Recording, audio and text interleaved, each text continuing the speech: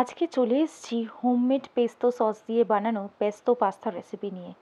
প্রথমেই চলুন খুব ইজিভাবে পেস্তো সসটা বানিয়ে নেওয়া যাক। এর জন্যে লাগবে ফ্রেশ বেসিল লিভস বা বেসিল পাতা, লাগবে ধনেপাতা, কাজু আর রসুন। প্রথমে রসুন আর কাজুগুলোকে একটা মিক্সিং জারে নিয়ে সমস্তটা ভালো করে ব্লেন্ড করে নিতে হবে। সমস্ত পরিমাণ আপনারা ডেসক্রিপশন বক্সে পেয়ে যাবেন।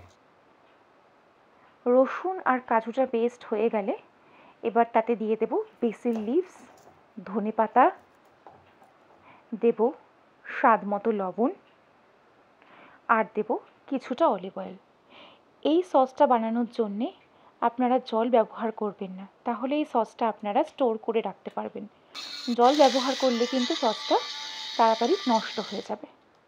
সবটাকে ভালো করে মিশিয়ে একটা পেস্ট তৈরি করে নিতে হবে।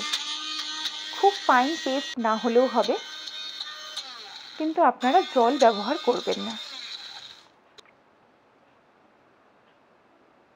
আমার পেস্তো সস রেডি। আপনারা এই সসটাকে যে কোনো কাঁচের বোতলে স্টোর করে রাখতে পারেন। আমি কিছুটা স্টোর করে রাখবো আর কিছুটা দিয়ে রেসিপিটা বানাবো। স্টোর করার সময় আরও কিছুটা অলিভ অয়েল অ্যাড করে দেবো, এতে সসটা আরও বেশি দিন ভালো থাকবে। এবার পাস্তাটা সেদ্ধ করে নেব। পাস্তা সবসময় নুন জলে সেদ্ধ করতে হয়। আমি এখানে স্প্যাগেটি ইউজ করেছি, আপনারা চাইলে আপনাদের পছন্দ মতো যে কোনো পাস্তা ব্যবহার করতে পারেন। স্প্যাগেটিটা সেদ্ধ হয়ে গেলে আমি এবার স্প্যাগেটিটাকে ছেঁকে নেব। ছেঁকে ভালো করে ঠান্ডা জল দিয়ে ধুয়ে নেব। ধোয়ার পর তাতে আমি দিয়ে দেব কিছুটা পরিমাণ অলিভ অয়েল আর সমস্তটা ভালো করে মিশিয়ে ওটাকে একদিকে রেখে দেব। এবার সবজির মধ্যে আমি নিয়েছি মাশরুম, গাজর, পেঁয়াজ, 3 রকমের ক্যাপসিকাম আর কুচনো রসুন। চলুন তাহলে রেসিপিটা স্টার্ট করা যাক। সাথে আছে সেদ্ধ করা ব্রোকলি আর সুইট কর্ন। আপনারা আপনাদের পছন্দ মতো যে কোনো সবজি ব্যবহার করতে পারেন। প্রথমে কড়াইতে দিয়ে দিলাম খানিকটা অলিভ অয়েল। তাতে মাশরুম ছাড়া বাকি সব সবজিগুলো দিয়ে একটু সটে করে নেব। এই সটেটা কিন্তু আপনারা হাই ফ্লেমে করবেন, তাহলে সবজির যে একটা ক্রাঞ্চ সেটা থাকবে। মিডিয়াম ফ্লেমে করলে কিন্তু সবজিগুলো সগি হয়ে যেতে পারে। আমি এখানে অল্প স্বাদ মতো লবণ ব্যবহার করব। দিয়ে সমস্তটাকে হাই ফ্লেমে নেড়ে চেড়ে ভালো করে সটে করে নেব।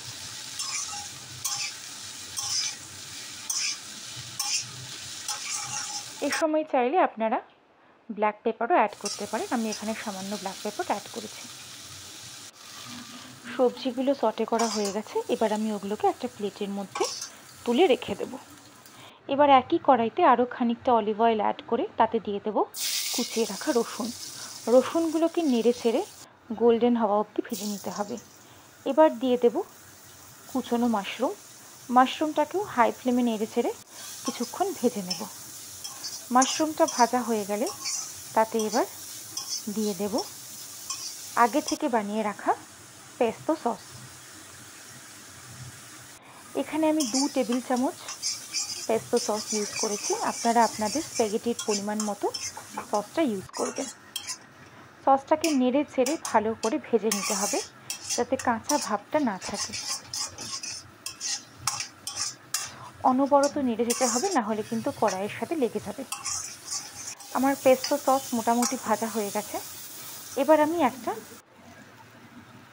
গ্রেভি তৈরি করার জন্য দিয়ে দেব দুধ। আপনারা কিন্তু দুধটা অবশ্যই ব্যবহার করবেন, এতে টেস্টটা ভীষণ সুন্দর হয়। সমস্তটাকে নেড়ে চেড়ে ভালো করে মিশিয়ে নেব। দুধ দেওয়ার সময় আপনারা ফ্লেমটাকে একদম লোতে করে দেবেন। সমস্ত মশলা আর দুধটাকে ভালো করে নেড়ে চেড়ে মিশিয়ে নিতে হবে।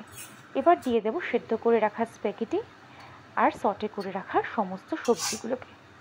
খুন্তির সাহায্যে ভালো করে নেড়ে চেড়ে সমস্তটা মিশিয়ে দিতে হবে। দেখুন, দুধের যে মিশ্রণটা আমি তৈরি করেছিলাম তার সাথে স্প্যাগেটি এবং সবজিগুলো খুব ভালোভাবে মিশে গেছে। আমার পেস্তো পাস্তা প্রায় রেডি। নামানোর আগে আমি দিয়ে দেব অরিগ্যানো। তার সাথে অ্যাড করতে হবে চিলি ফ্লেক্স আপনারা যে যেরকম ঝাল পছন্দ করেন সেরকম চিলি ফ্লেক্স অ্যাড করবেন। আর আমি এখানে দিয়ে দেব ড্রাইড পার্সলে। আপনাদের কাছে যদি ফ্রেশ পার্সলে থাকে আপনারা ওটাও এই সময় ব্যবহার করতে পারেন। সমস্তটা দিয়ে নেড়ে ছেড়ে আমি গ্যাস অফ করে দেব। আমার পেস্তো পাস্তা রেডি। এবার সার্ভ করার পালা। আপনারা চাইলে সার্ভ করার সময় উপর থেকে পারমেজান চিজও গ্রেট করে দিতে পারেন। আমি এখানে চিজ ব্যবহার করিনি। এটা কিন্তু গরম গরমই খেতে সবথেকে ভালো লাগে। আপনারা এই রেসিপিটা বাড়িতে অবশ্যই ট্রাই করবেন আর আমাকে কমেন্টসে জানাবেন কেমন লাগলো। যদি ভালো লেগে থাকে তাহলে অবশ্যই আমাকে কমেন্টসে জানাবেন আর ভিডিওটা লাইক আর শেয়ার করবেন আর আমার চ্যানেলটা অবশ্যই সাবস্ক্রাইব করবেন। সবাই খুব ভালো থাকবেন, সুস্থ থাকবেন।